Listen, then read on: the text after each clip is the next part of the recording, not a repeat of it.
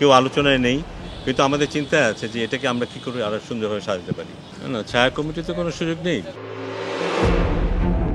আগের বোর্ডে সরব, নতুন বোর্ডে নীরব। নাজমুল আবেদিনের কাজে নাকি এখন অনেকেই নাখোশ।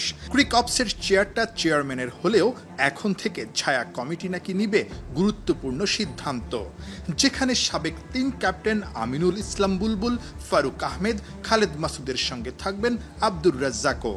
অর্থাৎ যারা সাবেক ক্রিকেটার তারাই হবেন ছায়া কমিটির সদস্য।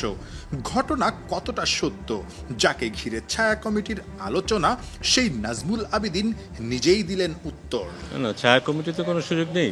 বিসিবিরই প্রত্যেকটা কমিটি স্ট্যান্ডিং কমিটি আছে, এবং সেই স্ট্যান্ডিং কমিটি যখন পূর্ণাঙ্গরূপে কাজ করবে তারাই সব সিদ্ধান্ত নেবে। এখানে ছায়া কমিটি হবার কোনো সুযোগ নেই। বাট যেটা হয় যে বাংলাদেশ ক্রিকেট বোর্ডে এখানে অনেক এক্স ক্রিকেটার আছে, অনেক বল না, কিছু সংখ্যক এক্স ক্রিকেটার আছে যাদের যথেষ্ট অভিজ্ঞতা আছে এবং তারা যথেষ্ট সময় কাটিয়েছে ক্রিকেট বোর্ডে। যে কোনো বিষয়ে তাদের সাথে আলোচনা হতে পারে।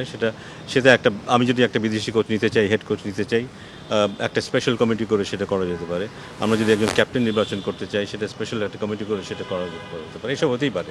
তার মানে এই না যে স্ট্যান্ডিং কমিটিটাকে অবমূল্যায়ন করার কোনো সুযোগ আছে। দলের সাফল্য কিংবা ব্যর্থতা সবটার কৃতিত্ব কিংবা দায় বর্তায় সবার আগে ক্রিকেট অপারেশনসের উপর। উইন্ডিজের বিপক্ষে হোয়াইট ওয়াশ হয়ে ঢাকা ফিরেছে টাইগাররা। টি-20তে ছন্দে থাকা দলটার ব্যর্থতা নিয়ে অবশ্য খুব একটা চিন্তিত না ফাহিম। কিছুটা হতাশা, বাট এগুলো বোধহয় মেনে নিতে হবে যে এখানে অনেক সময় ভালো পারফরমেন্স হবে, অনেক সময় হবে না। যেই ফ্লোতে ছিল আমাদের দল, সেখানে বোধহয় আরও বেটার পারফরমেন্স আমরা আশা করেছিলাম, স্পেশালি ইন টার্মস অফ ব্যাটিংয়ে বোধহয় যেই রান আমাদের দলকে চেজ করতে হয়েছে বা যে রান করার সুযোগ ছিল সে রান আমরা বোধহয় করতে পারিনি। রিসেন্টলি আমরা যে শক্তি দেখিয়েছি আমাদের ব্যাটিংয়ে, সেটা আমরা এখানে পাইনি দেখাতে। ব্যাটিং ডিপার্টমেন্ট নিয়ে দুশ্চিন্তা, অথচ বাংলাদেশ দলে স্পেশালাইজড কোনো ব্যাটিং কোচ নেই। শোনা যাচ্ছিল একজন বিদেশি কোচ খুঁজছে বিসিবি।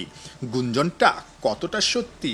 ব্যাটিং কোচের ব্যাপারটা যে এটা একটা কন্টিনিউয়াস প্রসেস আমাদের তো চলছে। অনেক দেশই আছে যেখানে হয়তো সাদা বলের জন্য একজন কোচ থাকে, লাল বলের জন্য একজন কোচ থাকে। এই ধরনের আলাপ আলোচনা আমরা সবসময় করি যে আমাদের এখানে আমরা কি করতে পারি, ব্যাপারটাকে আরও কতটা বিস্তৃত করা যায়, আমাদের ব্যাটারদের জন্য হোক, দলের জন্য, আর কোথায় কোথায় আর আমরা ভ্যালু অ্যাড করার জন্য আমরা টেকনিক্যাল করতে পারি না, এমন কোনো কেউ আলোচনায় নেই, কিন্তু আমাদের চিন্তায় আছে যে এটাকে আমরা কি করে আরও সুন্দরভাবে সাজাতে পারি। লিটনরা টানা খেলায় শারীরিক ক্লান্তির সঙ্গে কেউ কেউ মানসিকভাবে দুর্বল, টানা ব্যর্থতায়। টাইগারদের মানসিকভাবে চাঙ্গা করতে একজন মনোবিদ নিয়োগ দেওয়ার কথা, কিন্তু সেখানেও হোঁচট খেল বিসিবি। মনোবিদের ব্যাপার যেটা, ওটা প্রায় চূড়ান্ত পর্যায়ে ছিল, কিন্তু শেষে গিয়ে যার সাথে আমাদের আলাপ হয়েছিল তার কাছ থেকে আমাদের যে প্রত্যাশা ছিল, আমরা চাচ্ছিলাম পুরোটা সময় জুড়েই আমাদের দলের সাথে থাকবে, জাতীয় দল হোক বা অন্যান্য আমাদের যারা আপকামিং খেলোয়াড়রা আছে তাদের সাথে থাকবে।